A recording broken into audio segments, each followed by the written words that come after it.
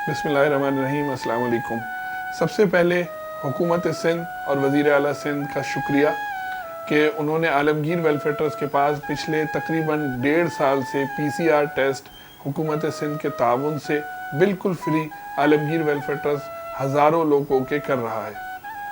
इसी तनाजुर में हुकूमत सिंध ने हम पर मज़ीद एतमाद करते हुए दीगर इदारों की तरह आलमगीर वेलफेयर ट्रस्ट को भी वैक्सीनेशन के लिए वैक्सीन फराहम की।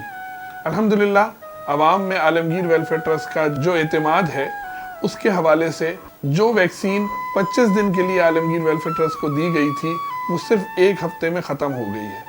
अब इस वक्त हमारे पास सिर्फ आज के दिन की वैक्सीन है और कल से वैक्सीन हम नहीं लगा सकेंगे।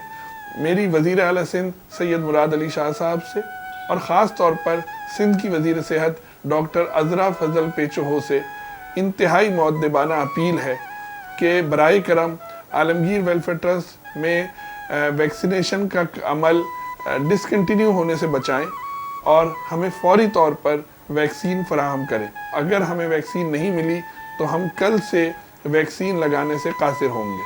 बहुत बहुत शुक्रिया। मुझे उम्मीद है कि आप फौरी तौर पर इस पर एक्शन लेंगे।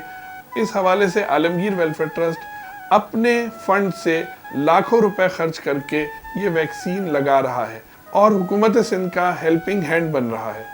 इस हवाले से मेरी वज़ीर आला सिंध सैयद मुराद अली शाह साहब से और सिंध की वज़ीर सेहत डॉक्टर अज़रा फजल पेचो से दरख्वास्त है कि खुदारा इस वैक्सीन को हमें फराहम करें ताकि लोगों में वैक्सीनेशन का अमल जल्द से जल्द और ज़्यादा से ज़्यादा किया जा सके। शुक्रिया।